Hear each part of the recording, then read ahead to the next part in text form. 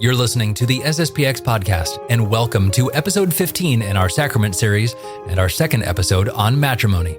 Father Loop is back to see how a simple change in the understanding of the ends or purpose of marriage can have extraordinarily far-reaching and disastrous effects for couples, families, and even whole nations. What happens when you switch the order of two of the purposes of marriage? We'll see why this shift happened, what the reaction was, and how it actually caused Pope Paul VI to never want to write another encyclical. But first, we'll start with the consequences and then work our way backwards. Can this simple change explain the degradation of the modern family? We'll try next. If you like these series and want to help us continue to make them, you can help by leaving a small monthly or one-time donation on sspxpodcast.com, or by subscribing to this channel on YouTube, or by subscribing and leaving a rating for the podcast on Apple Podcasts, Spotify, or wherever you're listening. And thank you for doing that, for helping us with this apostolate to reach as many people as possible with the beauty and the truth of what it means to be a traditional Catholic. Now, let's join Father Loop for episode number 15 of the Sacrament series right now. Well, Father Loop, thank you for joining us again on this topic of matrimony. How has your week been? It's been very good. Thank you very much. And yours? Good. Very good, actually. We were just talking before we started recording. It's always nice when a day actually is productive. It's so rare, probably for you as well as the principal of a school. You get hit with 30 things before you get anything accomplished, probably. That's often very true. It's kind of one of the joys of having kidlets. That happens. Exactly. Well, Father, we talked about the traditional form of marriage. We talked about the traditional reason for marriage in our last episode. Today, we're going to start talking about the new rite. Where would you like to begin, Father? That's a good question. And I think perhaps in order to give a little bit of context to what we're going to discuss, a very brief look at, let's say, the situation of marriage in the church, at least here in the U.S., might be of some help, because I think that will, in a way, give a living background to precisely the principles that we're going to see. And indeed, it's a very large question that touches, I would say, on a lot of people's lives. So to begin that, I'd like to reference a few statistics that are provided by Georgetown, actually, by a service that they run called CARA, C-A-R-A, which is designed precisely to gather statistics that in some way or another indicate the health of the church, what's going on in the church. So they'll do things like how many people are getting ordained, what's their background, et cetera, et cetera, et cetera. And they have a very, very helpful section called their FAQs, the things that they most often are asked about. And some of those are, I think, very eye-opening.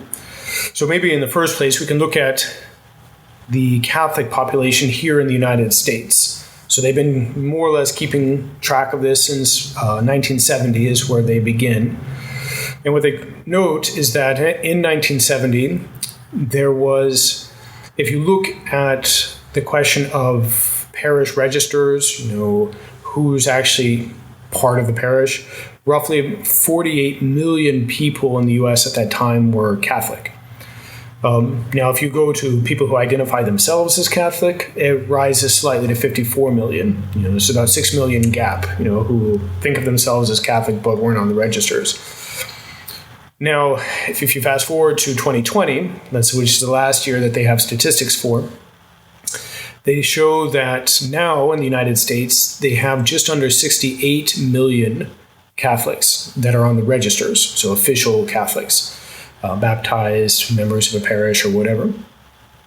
And if you look at the self-identified, those who claim to be Catholic without necessarily having that affiliation, it rises to about 72 million people, which would be roughly about a fifth of the country's population. In fact, just a little bit over that.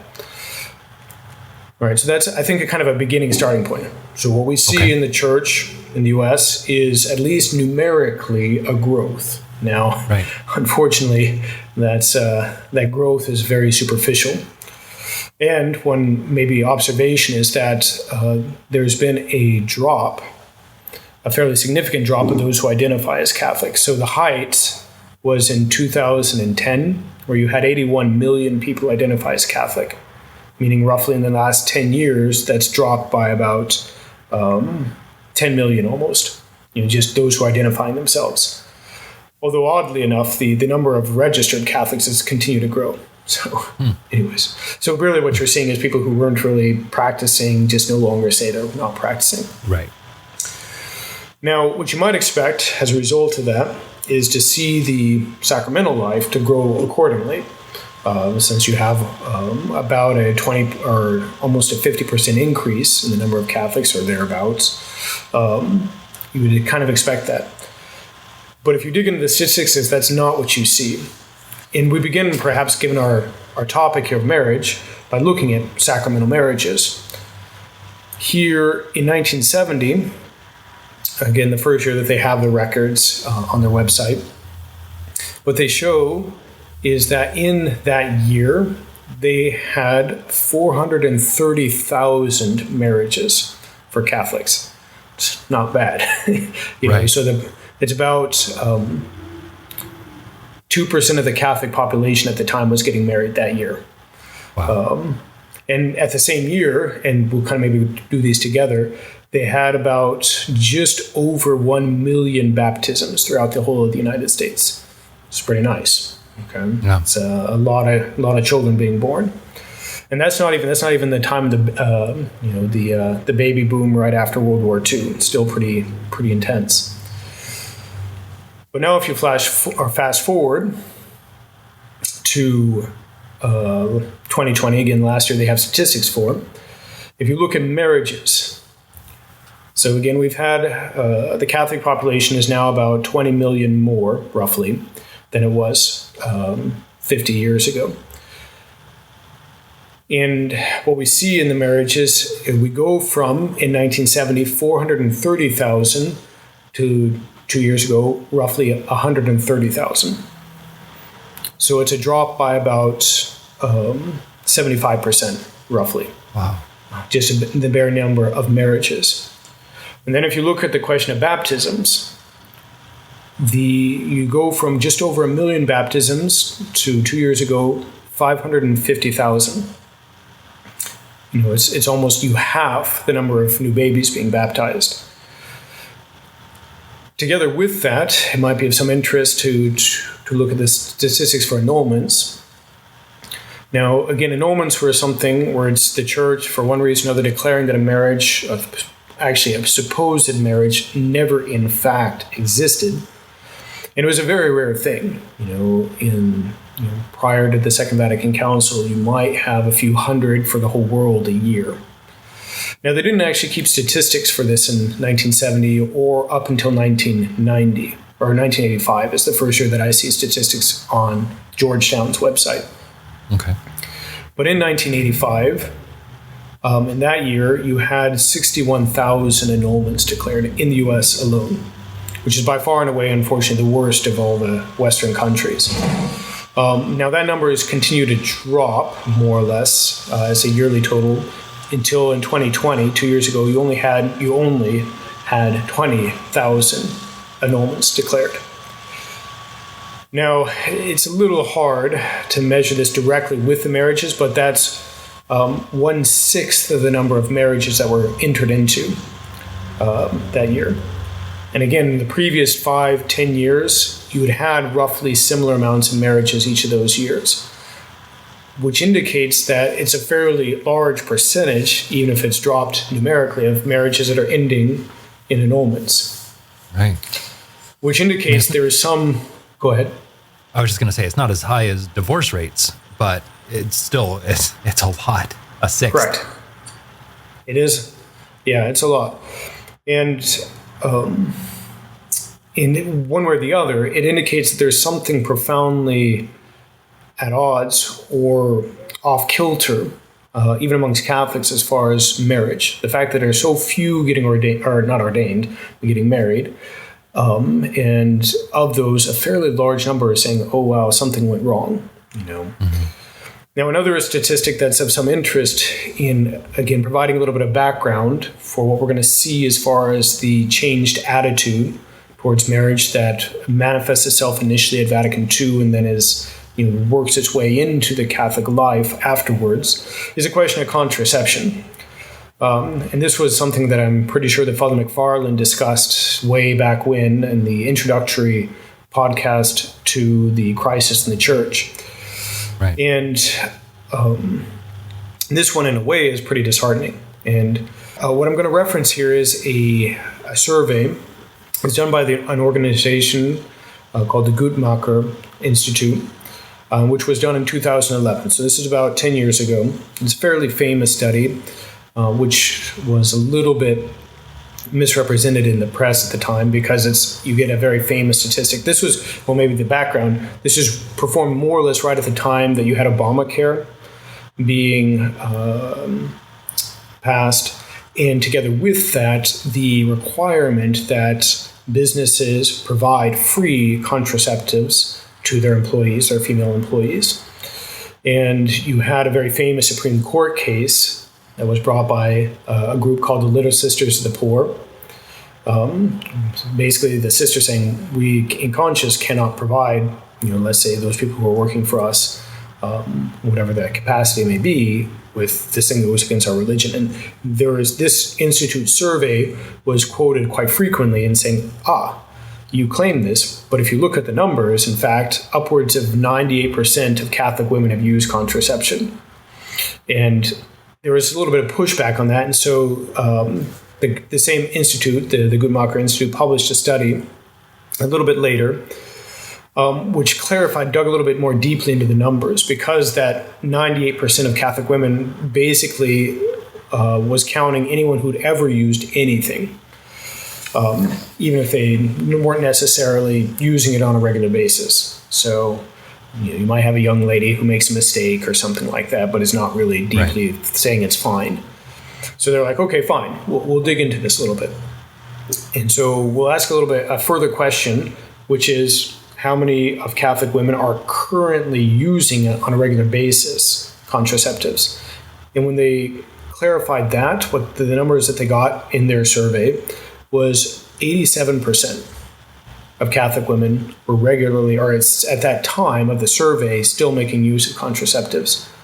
And then they took one step further and said, okay, if we look at something, a more effective manner of contraception, for example, an IUD, sterilization, some of these terrible techniques that modern science, modern medicine has made available, unfortunately, what they found there is that 68% of Catholics are currently using one of these more highly effective methods of contraception, indicating that a very sizable majority of Catholic women in the U.S. Regularly, or maybe not regularly, but at least as a somewhat steady basis, make use of those methods, which, if the Church traditionally has taught that that's something which is intrinsically forbidden, indicates there's some kind of disconnect at a very deep level. And maybe one last thing to give, and just very briefly, again, this context of the situation in the Church as a whole, and here expanding a little bit beyond the borders of the U.S., if you look at what sociologists call a total fertility rate, by which they mean the number of children a woman can be expected to have over the course of her childbearing years in any given country, what you see is that there's a pretty dire problem in Catholic countries.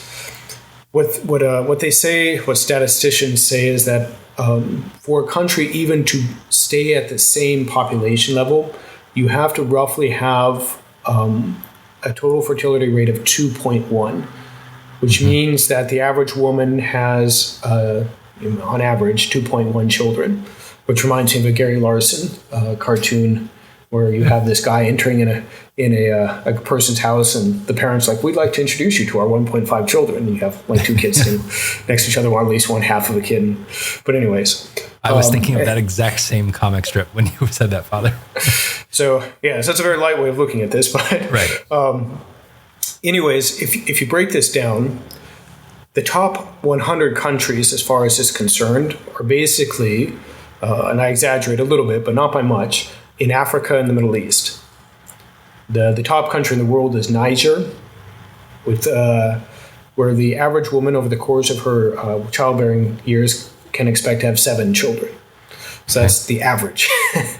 Right. It's pretty impressive.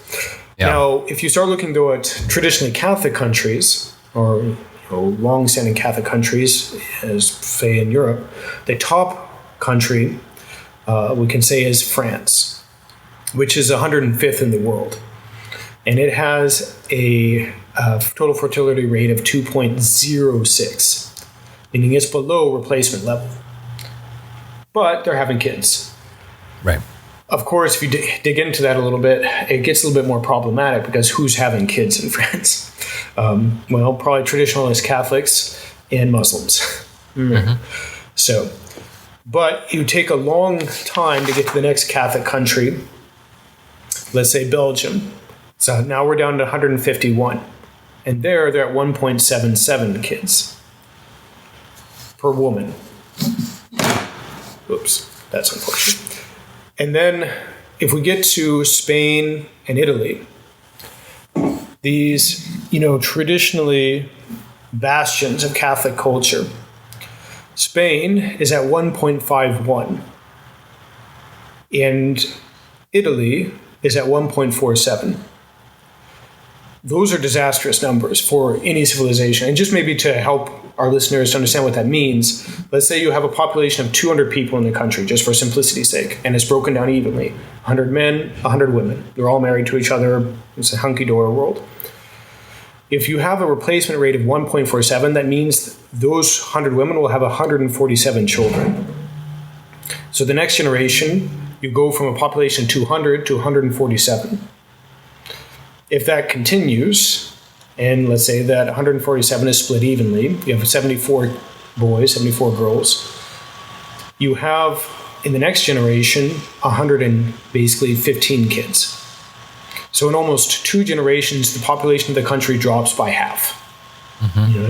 Again, that's just, of course, if it works in a perfect mathematical basis. Right. But, and maybe just to illustrate that, I had a good family friend who went traveling in Italy, and they had 8 kids at the time. No.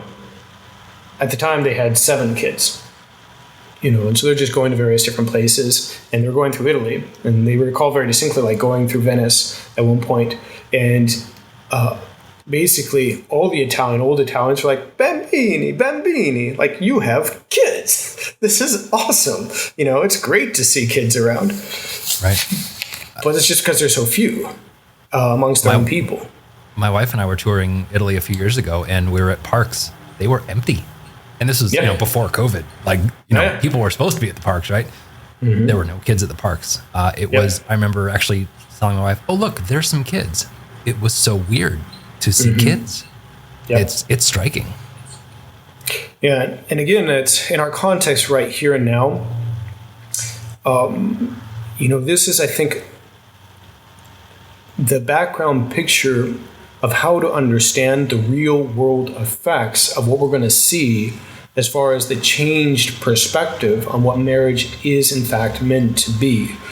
That's, again, began at the Second Vatican Council, and which has unfortunately continued to make itself very present in the life of many, many Catholics.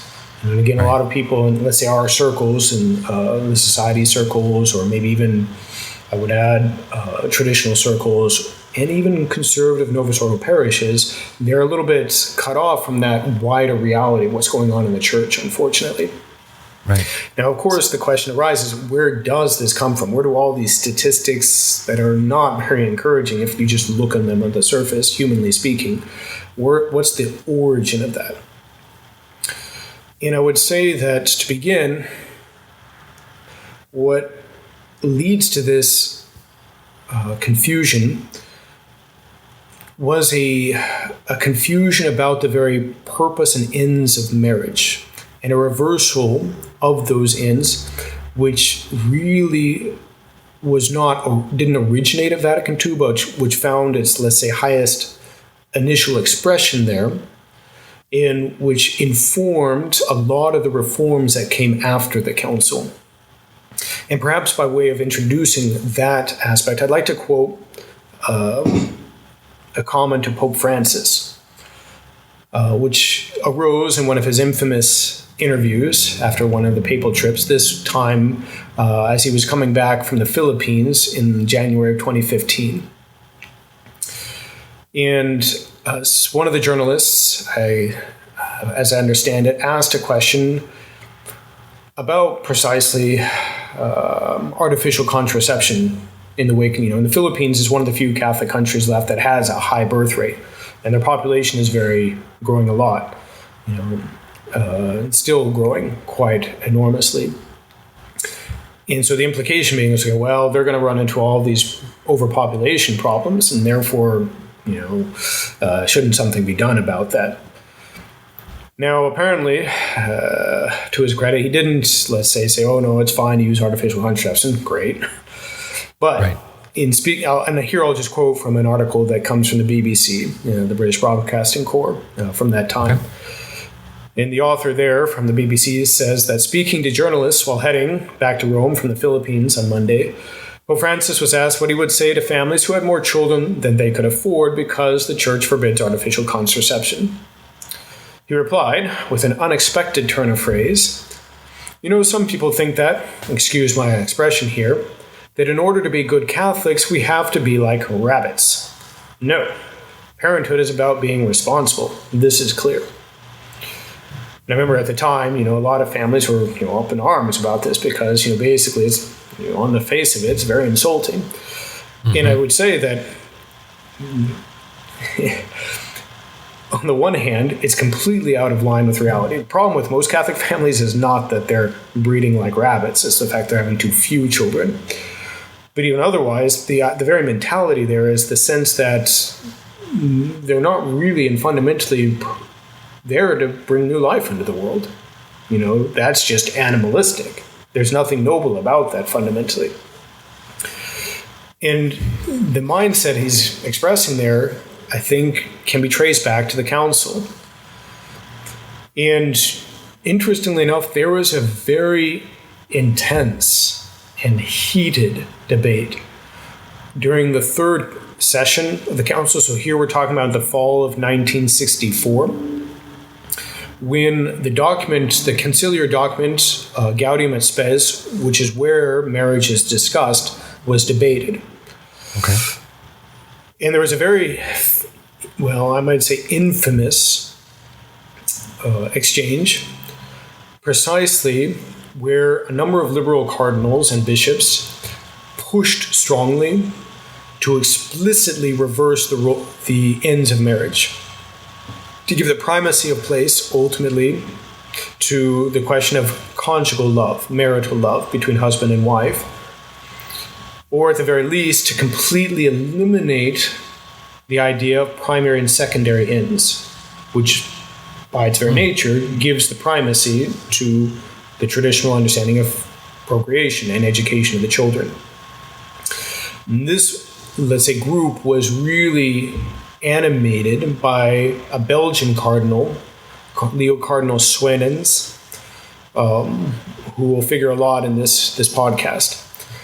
Now,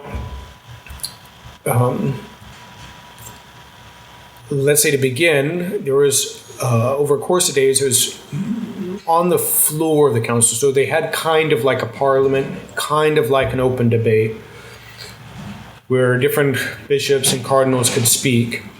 And on this open floor, you had four speakers. You had Cardinal Léger from Montreal, Canada, Cardinal Swenens, a Eastern Rite Catholic, and then a Spanish or Latin American Catholic, Monsignor Mendez Arceo. All of whom got up and basically argued in favor of reversing the church's traditional basic presentation. And here I'd just like perhaps to cite some of these speeches, or at least portions of them. To begin, I'll quote from, in fact, a book by Xavier Wren, who I mentioned before. And the reason I like to quote him is he's a liberal. He's like, and his take on their interventions, like, this is awesome. Like, this is the way we need to go. So firstly, with Cardinal Léger. So he gets up to speak, and he says the following. It should clearly present human conjugal love, and by the it, he's referring to the schema, which will become Gaudium et Spes, as a true end of marriage, as something good in itself, with its own characteristic and its own laws. What he means by this is that it's completely independent from the question of procreation, and that'll be important. He goes on, the schema is too hesitant on this point. There's no point in the schema's avoidance of the term secondary end for conjugal love if it does not present love as being at the service of procreation. So in other words, if the schema ignores primary and secondary ends, but still says that conjugal love is ordered towards bringing new life in the world, and it's problematic because it means it's subordinated even there towards procreation. And he goes on, in marriage, the spouses should consider each other not as mere procreators, as rabbits, but as persons loved for their own sakes. And then he ends by stating, it must also be stated that the intimate union of the spouses also finds a purpose in love, and this end is truly the end of the act itself, the marital act, lawful in itself, even when it is not ordained to procreation. Now that is a critical point, because he's saying something more than what the church has always acknowledged. So the church has always admitted, let's say that when you have either a case where a couple gets married and finds out that for one reason or another they're sterile, they cannot have children. And it's simply there's something wrong for either the man or the woman that just doesn't allow it. They're still legitimately married and can make use of the marriage right, completely and legitimately. Same thing for a couple after the child bearing years of the woman. They can still legitimately make use of that right, even though, because of the deficiency of nature, it's certain that there's not going to be a new conception. That's not new. What he's saying is that, effectively, even if it's not ordained to procreation, meaning that if they put a positive obstacle to the possibility of a new conception, the fact that there is true conjugal love means that it's fine. Okay? That's a huge shift of perspective, and something that goes completely against what the church has always taught about the nature of what the right that the husband and the wife give to each other. It's the same principle if two people of older age get married. There's no possibility for procreation, but correct. It's still, but that's the end of marriage is still the procreation. That doesn't change the entire end of marriage, right? Correct. And they still, again, the idea is they make use of marriage in such a way that it would be possible for nature to take its course and lead to new life if nature hadn't been weak at that point. Right. So again, nobody questioned that. Nobody questioned that up until this time. So to make that statement necessarily means one's going beyond that. And conversely, interestingly enough, what else does that make possible? That principle. Contraception. Certainly, but even we can go a step beyond that. Homosexual marriage. Oh, sure. Okay. Now, of course, Cardinal Leger would not have admitted that, but the principle that he's enunciating leads in that direction. Yeah. Now, if we turn to Cardinal Swenens, he's, in a way, I would say, the heart of this movement. And he's pretty strong. So if we look at him, he, in a very long speech, and a speech that garnered an intense reaction from the conservatives, and we'll see them in a moment, he says the following.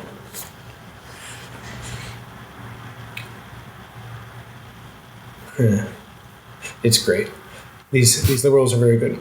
So he says it's up for us, or it's up for the commission, and I'll mention that commission later, to study whether till now, we have given sufficient emphasis to all the aspects of the teaching of the Church on marriage. To be sure, it is not a question of modifying or of casting doubt on the truly traditional teaching of the Church. It's a very, very common thing. We're not throwing any doubt on this. But okay, let's go on. So he continues, this established, it is important to examine whether we have maintained in perfect balance, all aspects of the teaching of the Church on marriage. It may be that we have accentuated the gospel text, increase and multiply, to such a point that we have obscured another text, that they will be two in one flesh. The two in one is a mystery of interpersonal communion, gratified and sanctified by the sacrament of marriage.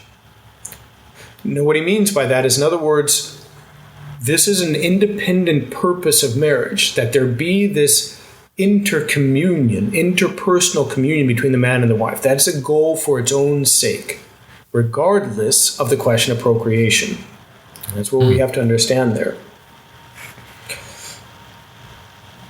And it's also for this commission to tell us whether we've excessively stressed the first end, procreation, at the expense of another equally important end, that is, growth in conjugal unity. In the same way, it is up to this commission to deal with the immense problem arising from the population explosion and overpopulation in many areas of the world. For the first time, we must proceed with such a study in the light of the faith. It is difficult, but in the world, whether consciously or not, awaits the Church to express her thoughts and be a light for the nations. And what we'll see in a moment is that for Cardinal Swenens, that meant allowing artificial contraception. He's very clear on that. And he ends that long speech by saying, I beg of you, my brother bishops, let us avoid a new quote-unquote Galileo affair. One is enough for the Church. And he says, we must follow the progress of science. You know, it's, in a way, you can hear Cardinal Swenens being a foreshadowing of all that we've been hearing these last, let's say, few years. Follow the science. Just trust the science. And that's really what he's saying. It's like all these new modern medical developments that allow us to prevent conception, we should use them. We have to trust the science. Like I said, so he's making these statements on the floor of the council in open debate. I'll pass over these other ones I mentioned because they don't really add anything intrinsically to what's already been said. But the conservatives really strongly react. You have a very famous intervention by Cardinal Ottaviani, and we've seen before, the prefect at the time of the Holy Office, and who gave a very personal comment in defense of the traditional doctrine. He said, look, I'm the 11th of 12 children that were born. And who all were born to a poor family. But we have this great confidence in providence and trust in the goodness of God. And then you also have Cardinal Brown, who is a Dominican, who is a personal friend of Archbishop Lefebvre. And he, in a way, gave a little bit more systematic defense of the traditional doctrine. And he comments in the following way. He says, I thought that the council discussion would throw light on the text. But I find now that I must bear witness to the traditional doctrine on marriage, which has been called into doubt. The primary end of marriage is procreation and the education of children. The secondary end is, on the one hand, the mutual aid of the spouses, and on the other, a remedy of concupiscence. This is basic marriage, instruction. And he's like, this is the most basic point about what marriage is, and I'm having to remind all of my fellow bishops about this. Then he goes on, what about love, you may say? Love forms a part of marriage. But we must distinguish between the love of friendship, which desires the welfare of another, and the love of concupiscence, which seeks what is good for oneself. The kind of love required for the stability of marriage is the conjugal love of friendship. There is an element of sensual pleasure in the marital act which often causes the love of concupiscence to predominate. And we must be careful, therefore, in vindicating the right of that conjugal love. It is good when the spouses act with due regard for the ends of marriage. In other words, when it is open to life, which is precisely that act of friendship.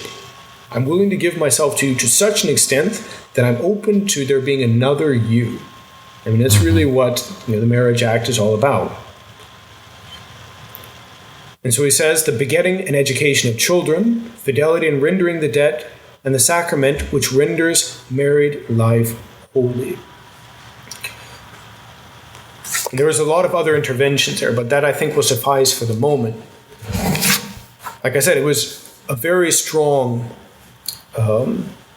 debate. So much so, and basically the progressives were so intense that Paul VI himself, the Pope, sent a number of amendments to the floor that they had to consider, and which made very clear the traditional teaching, actually, that artificial contraception was not permitted, not lawful.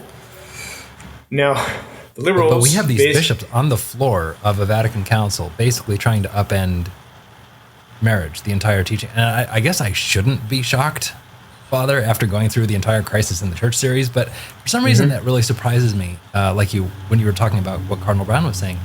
This is basic marriage class 101, and we're just reversing it. Correct. Exactly. We're just reversing it. And again, what we can say in a way is, at a very deep level, and perhaps we'll come back to this close to the end today, is we're dealing with a loss of faith. Yeah. A loss of a supernatural perspective. I mean, that's what Cardinal Ottaviani was saying. It's like, look, yeah, it can be rough, but there's this sense of being united with our Lord on the cross, as we saw last time. Marriage is about that union of Christ with his church on the cross and the fruitfulness that comes from that. And there is a sense of trusting providence, not unintelligently, not being, foolish and just not taking the means to provide, for example, for a father to provide for his family or whatever, but still trusting providence. Now, coming back to these amendments that Paul VI sent in, I'll just read a few sections here from Father Wilken's book, The Rhine Flows in the Tiber. Again, a very good reference. And he says that the first of these amendments called for the insertion of two words, artificial contraceptives, among the, quote, deformations detracting from the dignity of conjugal love and family life, like polygamy, divorce, and free love. At the same time, the Pope called for a precise footnote reference to the 2 pages in Pope Pius XI's encyclical Casti Connubii, where the use of artificial contraceptives was condemned. So Paul VI actually is pretty clear. Okay, look, these are against the purpose of marriage and therefore cannot be used. Now, the commission that received these amendments excused itself from introducing artificial contraceptions and used instead illicit practices against human generation and omitted the references to Casti Connubii. So basically, they received this amendment that the Pope wanted inserted into the text. It's like, oh, okay, that's very nice, and we're going to get rid of the heart of it. And also, it says, the third of these amendments, again quoting Wilken, the third called for the substitution of the words, it is not lawful, for the words should not, in the prohibition to, quote, sons of the church, to use methods of regulating procreation, quote, which have been or may be found blameworthy by the teaching authority of the church. A footnote was to be added here, calling attention both to Casti Connubii and to Pius XII's allocution to midwives, which reiterated the teaching of that encyclical, stating that the prescription against artificial contraceptions was derived from natural and divine law, so something that's from God. Now, the difference between it is not lawful and should not is that when we speak of it's not being lawful, it's forbidden, but should not is a recommendation. Okay, this really would recommend that you not do that. It's better, but, if you have to, okay. Okay, that's really the sense of the difference, that small little phrase there. But once again, the Joint Commission that's responsible for bringing these amendments in effectively completely changes it.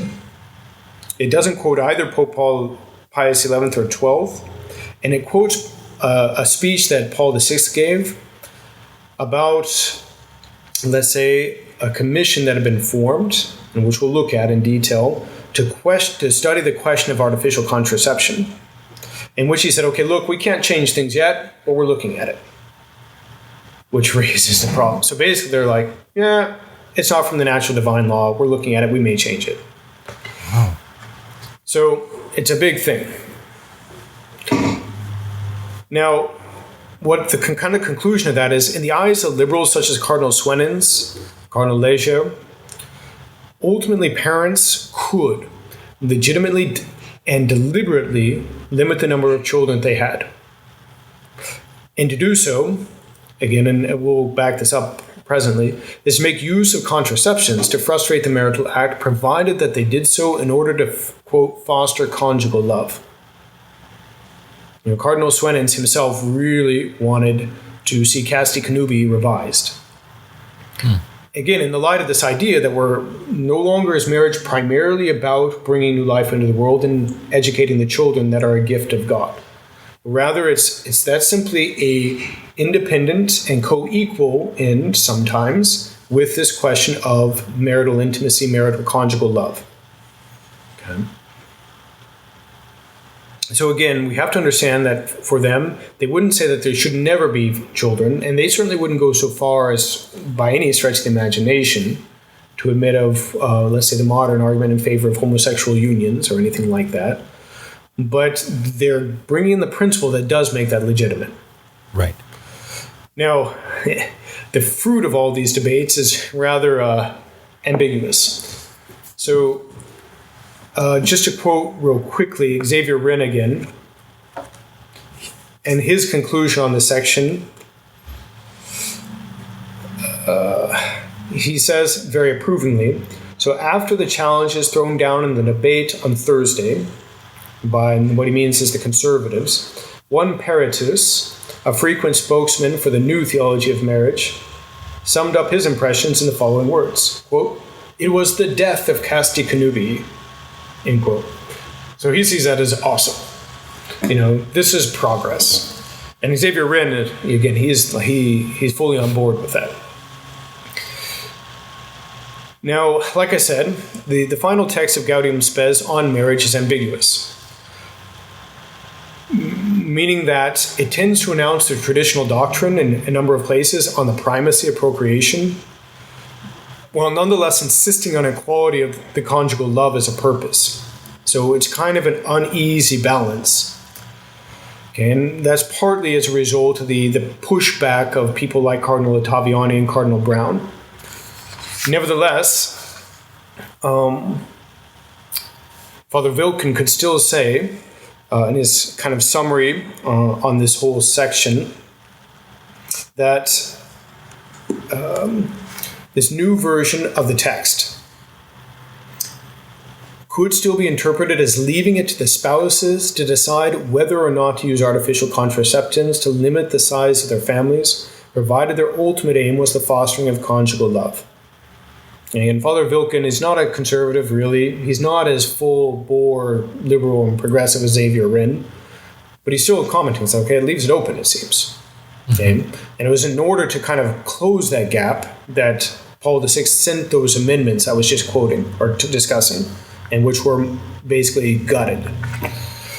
And to quote Roberto de Mattei in his book, The Second Vatican Council, An Unwritten Story, he says at the very end of his view of this section that, unfortunately, the family morality formulated in the chapter, the quote, dignity of matrimony and of the family, in Gaudium et Spes, would incorporate the suggestions of the innovators rather than those of the defenders of traditional morality. And it resulted in the unfortunate synthesis of contrary tendencies, meaning that you have both viewpoints clashing with each other. And so I think it might be good just to quote a few of those sections from Gaudium et Spes to kind of get that clash. Okay.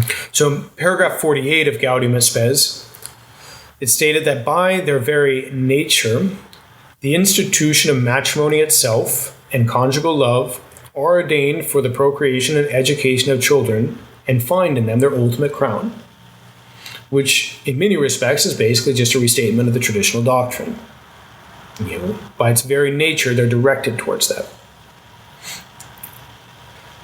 Two paragraphs later, in paragraph 50, we read, "Hence, while not making the other purposes of matrimony of less account, the true practice of conjugal love and the whole meaning of the family life which results from it have the same, that the couple be ready with stout hearts to cooperate with the love of the Creator and the Savior, who through them will enlarge and enrich his own family day by day." So again, this aim of family life, the whole meaning of family life, is that the couple be ready to work with God, the Creator. In other words, to bring new life into the world. Okay. But it's interesting, they make a point of saying, while not making other purpose of matrimony of less account. Okay. And then a little bit later in that same paragraph, we read, "Marriage, to be sure, is not instituted solely for procreation. Rather, it is very nature as an unbreakable compact between persons and the welfare of children, both demand that the mutual love of the spouses be embodied in a rightly ordered manner, that it grow and ripen." So, again, it's not solely for procreation. Again, the language is tending towards this equality of love, marital love, and procreation. And then finally, to just quote the section that specifically deals with what Father Ralph Vilken was saying, that it seems that could be potentially open to artificial contraception. The document says that thus the spouses, will fulfill their task of procreation with human and Christian responsibility, and with docile reverence toward God, will make decisions by common counsel and effort. Let them thoughtfully take into account both their own welfare and that of their children, those already born and those which the future may bring. For this accounting, they need to reckon with both the material and the spiritual conditions of the times as well as their state in life. Finally, they should consult the interests of the family group, of temporal society, and of the church herself. The parents themselves and no one else should ultimately make the judgment in the sight of God. The judgment they're talking about is whether to have another child. Okay. And again, it's not simply as though that cannot be understood properly, but at the same time, given the language, and given the fact that there's not an explicit rejection of artificial contraception, it leaves open that door, which was the intention of the authors. Now, before coming back to that question of artificial contraception, because there is really where you find this new conception of marriage incarnated, I would say. I think it's important to look at how this vision of the new status of the ends of marriage has been translated into the life of the church. This language and vision, that is to say, the equal status of marital love and procreation, has really been enshrined in the mindset of the modern church. That's where things, how it's viewed. And maybe just as a little anecdote, I remember talking with somebody, a young person that I knew, that was soon to be married and was getting classes through the diocese where this person lived. And the priest who was giving the instructions following the guidance of the diocese basically told the person and their prospective spouse that basically as soon as you get into the marriage, you can use natural family planning. In other words, you can deliberately make use of the marriage in the way that's most likely not to have children. Right. That's perfectly fine. Then again, the mindset there is, okay, look, you're free not to choose not to have kids right away. It's because you love each other, and that's fine. Fortunately, this person was very generous and didn't go along with that. They and their spouse now have several children, but again, that mindset is only possible with that revision of what the ends of marriage are. Because if you can't get married if you're not ready to have kids, basically. Right.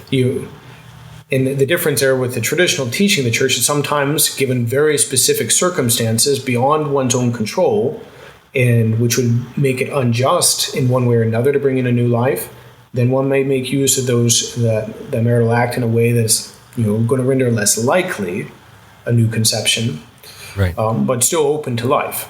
You can't but never impossible. Yeah, never ruling it out. So anyways, there's a few things which I think kind of help this out. So firstly, if we look at canon law. So in the new canon law, the 1983 Code of Canon Law, in Canon 1055, we read that the matrimonial covenant by which a man and a woman establish between themselves a partnership of the whole of life, and which is ordered by its nature to the good of the spouses and the procreation and education of offspring, has been raised by Christ to the dignity of a sacrament between the baptized. Anyways, there's no discussion of primary, secondary ends, and what appears first is the good of the spouses themselves. Okay. If we look at the Catechism of the Catholic Church, published in the 1990s, in paragraph 1601, there we read, the matrimonial covenant by which a man and a woman establish between themselves a partnership of the whole of life is by its nature ordered to the good of the spouses and the procreation and education of offspring. And this covenant between baptized persons has been raised by Christ the Lord to the dignity of a sacrament. So, yes, it's again this idea that there is an equality. And it's, if one doesn't have that history in the background, what the church has indeed always taught, one might be like, okay, that's fine. But the difficulty quickly becomes that, well, again, this is the mindset very deeply behind that breakdown of the Catholic family that we've seen over the last 50 and 60 years. Sorry, were you going to ask a question there, or? No, I was just thinking it's not, again, that 1601 in the Catechism, it's nothing wrong in there, but they're switching the order of things. Yep. Mm-hmm. I mean, they're not saying that one is more important than the other, but that's the problem. Yeah, exactly. It's precisely the problem. And we can even now, if we look then at the new rite of marriage itself, it's intriguing. One author points out that effectively the new rite more or less is completely drawn up from whole cloth, and it admits of a huge amount of possible varieties. They did some quick analysis, and they come up with a number of something along the lines of 20 million possible ways of doing the marriage rite, as opposed to the one and only one way of doing it in the traditional rite. But we can say a couple of things about the rite in and of itself. So firstly,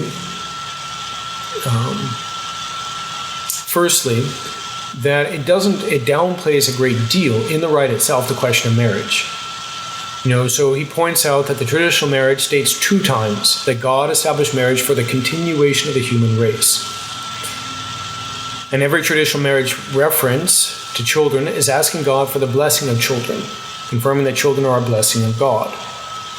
And indeed, I can add to that the nuptial blessings that we discussed a little bit last time, and as we saw, make very clear that the church asks for the couple that they see their children and their children's children under the 3rd and 4th generation.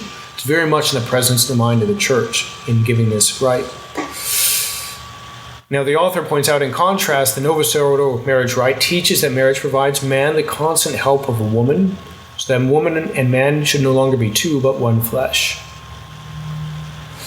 And the references to children are more sparse. In fact, it's in a way stated almost as a wish. In fact, the Novus Ordo rite inquires whether the couple will accept children lovingly, and then, in the words of the author, sells the idea by praying, "May your children bring you happiness." So, I mean, we could say that it's understood that the couple are going to say, yes, we will accept children lovingly, but it still is presented as a question. Right. And it doesn't speak of it as a duty or as a blessing, but rather as a hope that it becomes a source of happiness. And it's interesting because if you look at the nuptial blessing, the Novus Ordo rite does still keep the longer blessing that we looked at in a little detail last time, but with some very intriguing differences.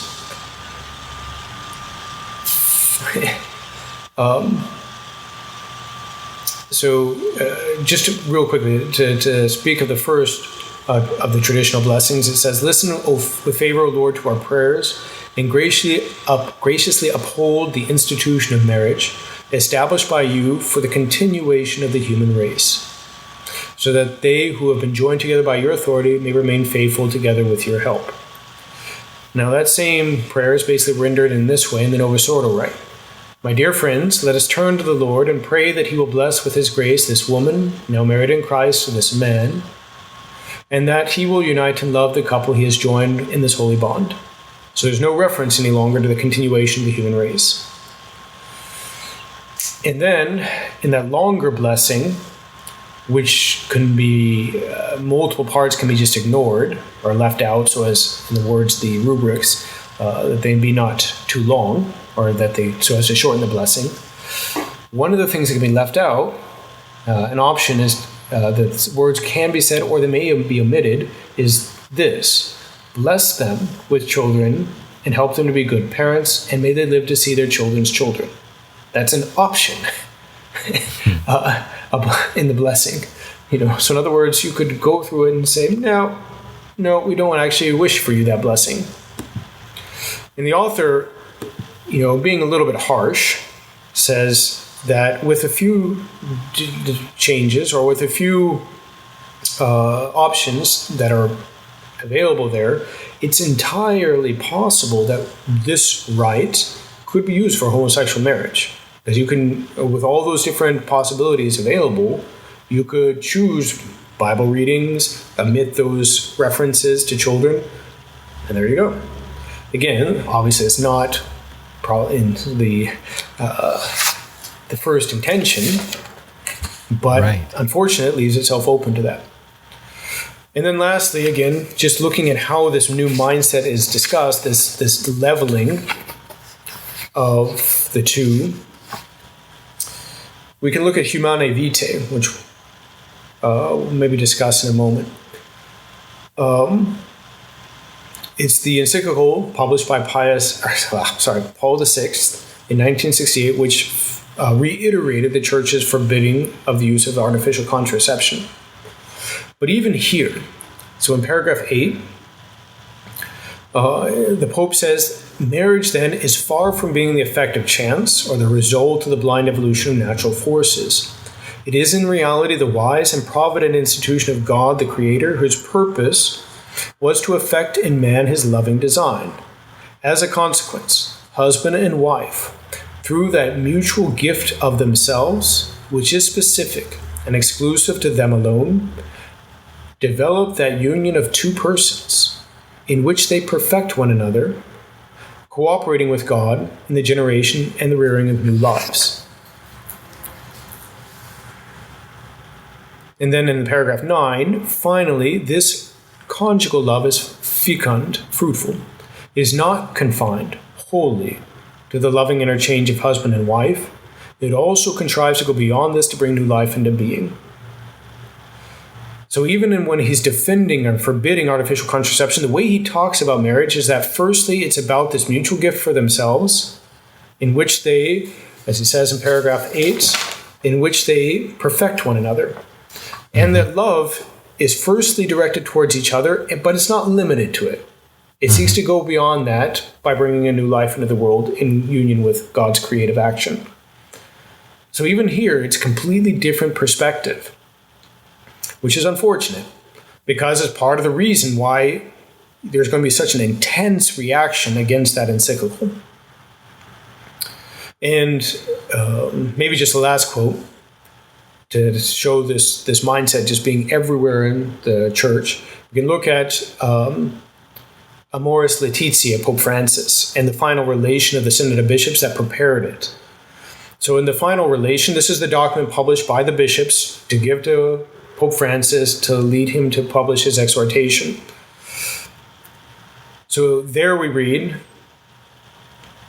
that the Second Vatican Council defined marriage as a community of life and love, putting love at the center of the family.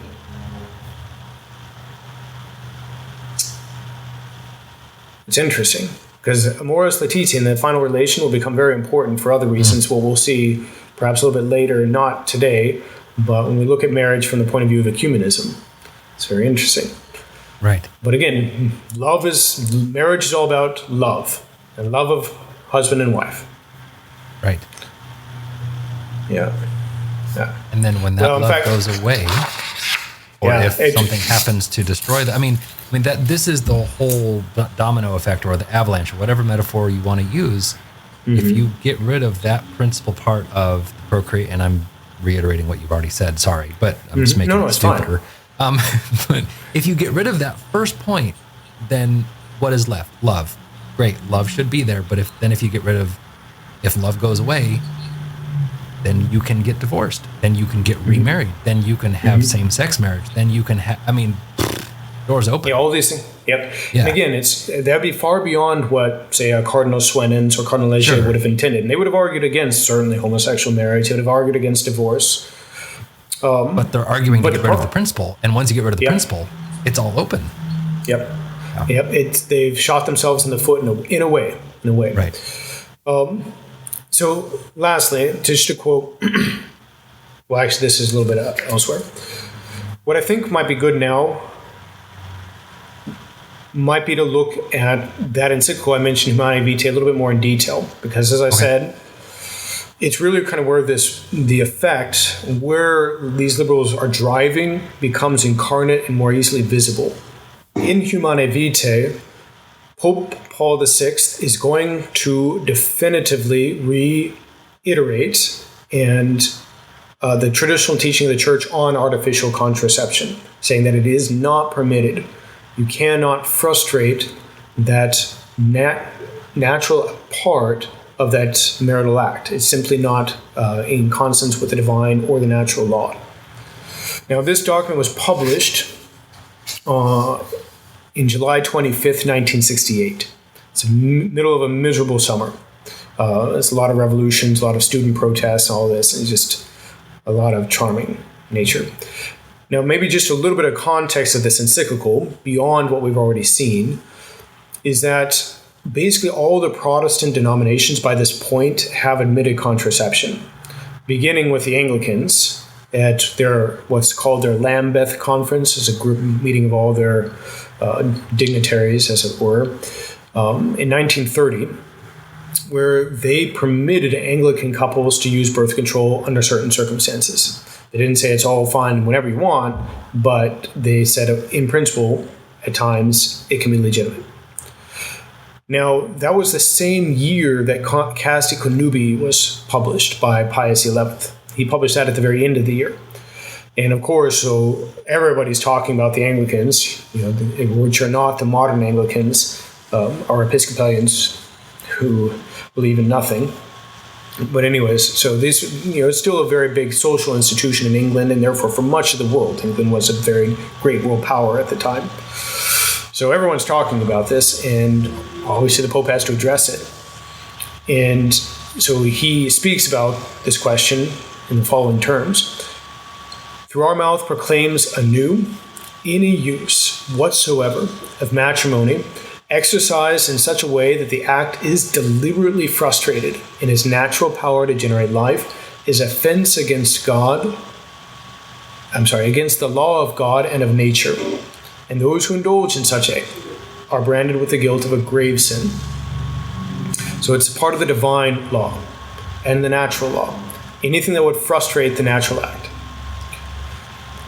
So again, that's what's going to be reiterated, though not in such strong language, by Paul VI. Now, also at the same time frame, you have a famous Supreme Court case here in the United States in 1965, so about 3 years earlier, called Griswold versus Connecticut. Basically, Griswold was a representative of Planned Parenthood, the great joy of Planned Parenthood. In that case, declared unconstitutional a state law of Connecticut which forbade married couples from using contraception under the guise of their right to privacy. In fact, this will be the case that sets the precedent that leads to Roe versus Wade. And then, so just to read a kind of a short summary of the case from a Harvard law site. In a 7-2 ruling, the Supreme Court concluded that Connecticut's state law against contraceptives and counseling violated, quote, a zone of privacy that is inherent in the Constitution.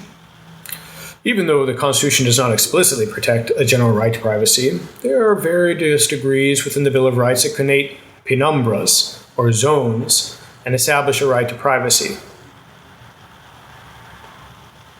There's various penumbras. So penumbra means a shadow. It's like you have this shadow of a right. So whatever. Anyways. And this isn't a law podcast or a Supreme Court podcast, but that word is fascinating in Supreme Court language. Yeah, because that is anything can be put into a penumbra. Oh yeah, of course. Yeah, anything. Yeah. Which of course is how they'll find out. Oh yeah, by the way, there's this right to kill the babies in your mother's womb. I mean, of course, this is what the founders had in mind. They just couldn't quite articulate it yet. It's an idiot. Anyway, sorry, it's not very polite. So, and the last thing as far as the context, and this perhaps most relevant, is that there had been a commission that I've kind of referenced a few times before, established under John the 23rd in 1963, right before he died, in fact. Okay. It was meant to study some of these more modern techniques. For example, the pill, which had been developed in 1960. That commission was continued by Paul VI to study the question more in depth.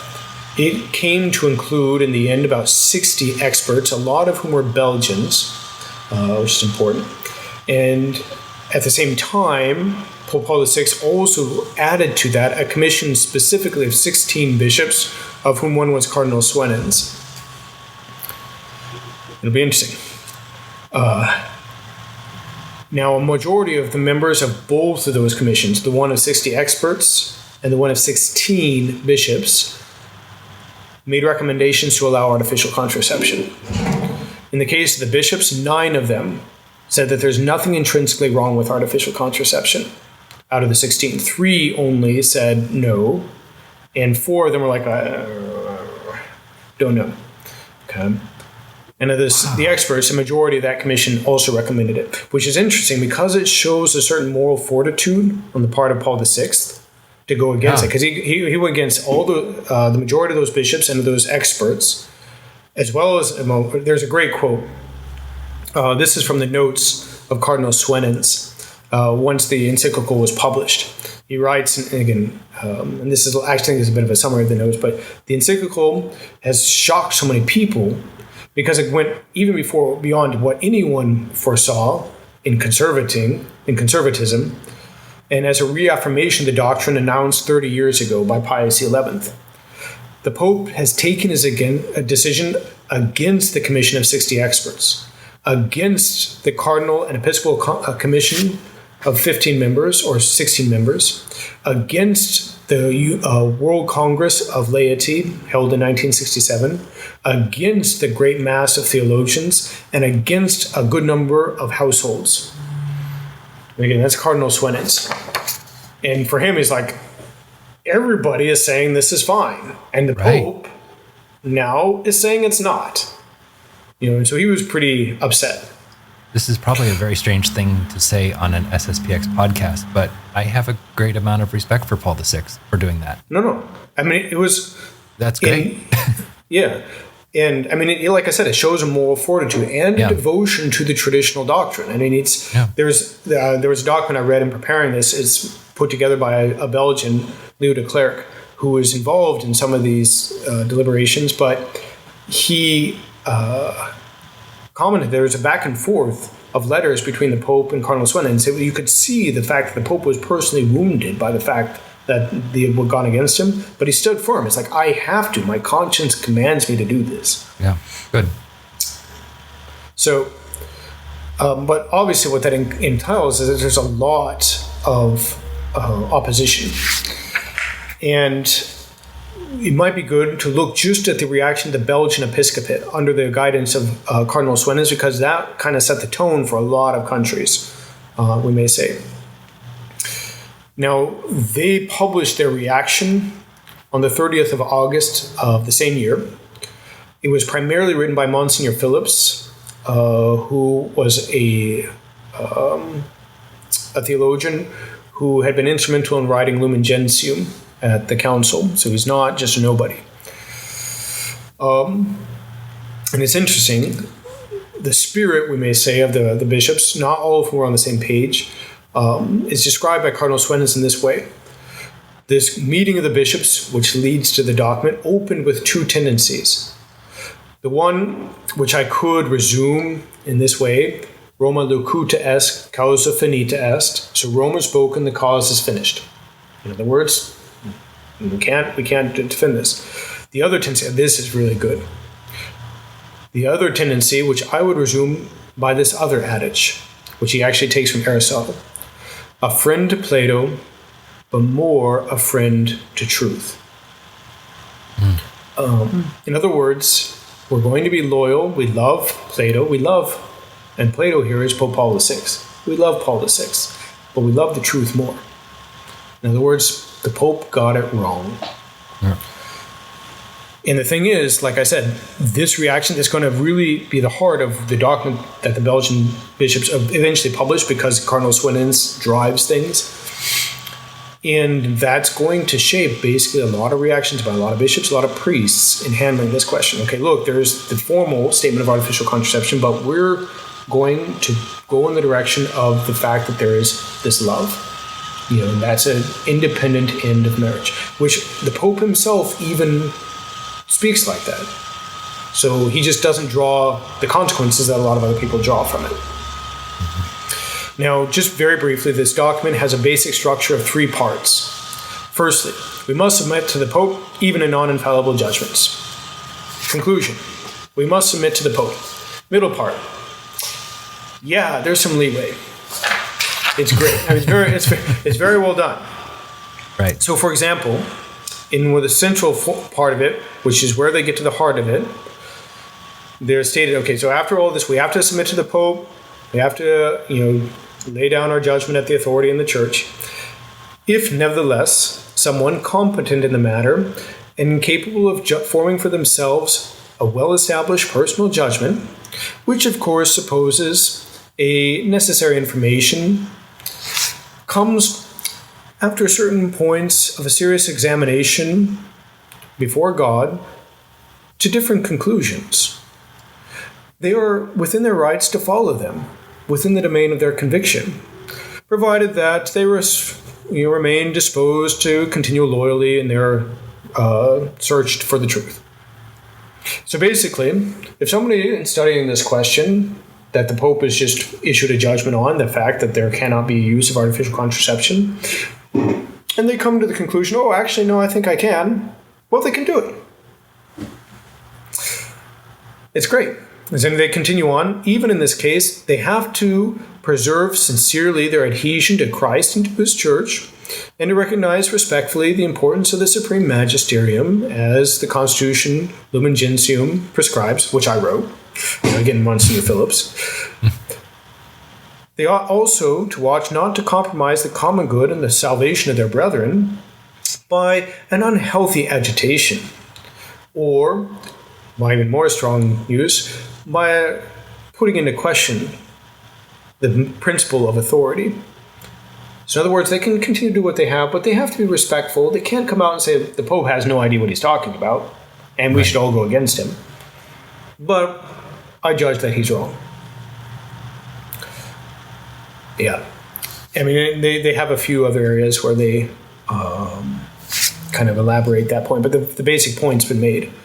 Not to belabor this point, but it is striking here. This document or this conclusion basically outlines when according to Swennens, right? Swennens.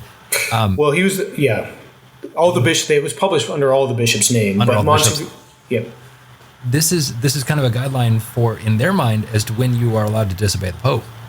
Yep. But the problem here, and people would say, why is it that on an SSPX podcast, why is it, Father Loop, you are mocking a cardinal or saying, hey, he's saying disobedience, but you are disobedience. Here's the distinction, though. Magisterium, the teaching tradition is on the side of everything that the SSPX is saying. There is nowhere in tradition or in the magisterium, the teaching power of the church, that says this is ever okay. And they're still saying, go ahead and disobey the Pope on it. Yeah. It's striking. And moreover, what we're dealing with here is a Pope who's issuing a judgment where he's reiterating what his predecessors have taught again and again, effectively. Right. Obviously, the question of artificial birth control is not something that, let's say, for example, I don't know, St. Pius V would have been really heavily engaged in. It's not impossible because there would have been something that people could do, but it wasn't as pressing an issue. So obviously, only a few more recent popes had talked about it, but they based themselves on very solid principles, namely the first and primary purpose of marriage being precisely to give life. And it's something that they had founded on the divine law, saying this is part of the divine law, as we saw from Pius XI.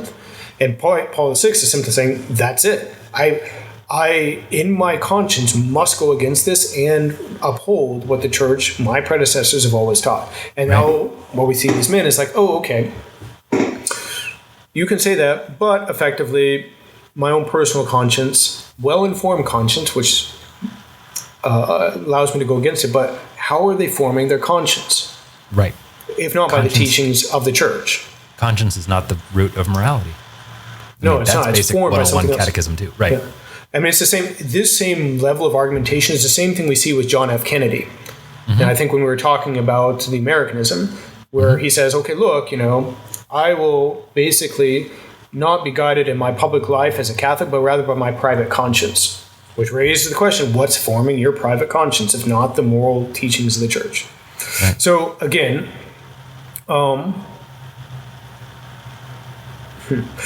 they finished the thing. Maybe just one last quote from the document before concluding.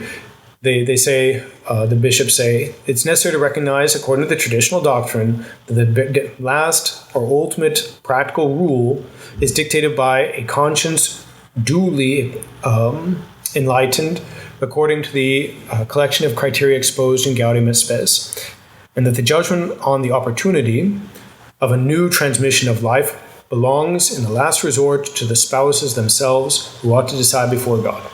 But again, from their point of view, that conscience is not being formed by the teaching authority of the church, but from somewhere else. And from their perspective, ultimately from medicine and modern science is what it would come down to.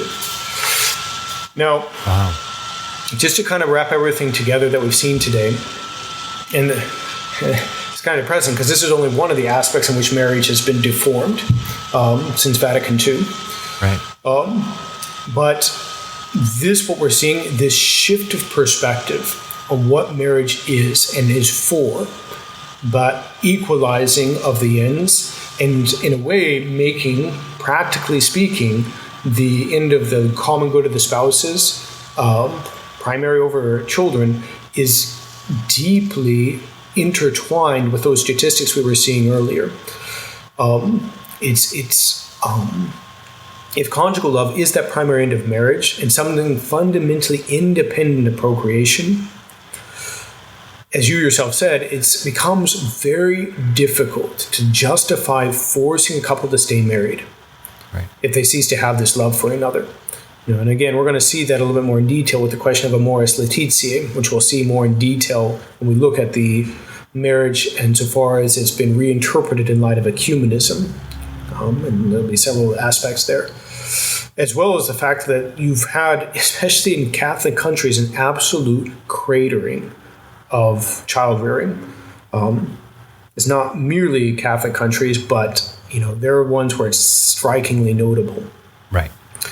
Now, just to conclude, De Mattei in his he has a section of the After Council, and he talks about Humanae Vitae, and he notes that Paul VI was so wounded by that widespread and vocal opposition on both the part of laity and clerics to Humanae Vitae that he did not publish another encyclical for the entirety of the rest of his pontificate.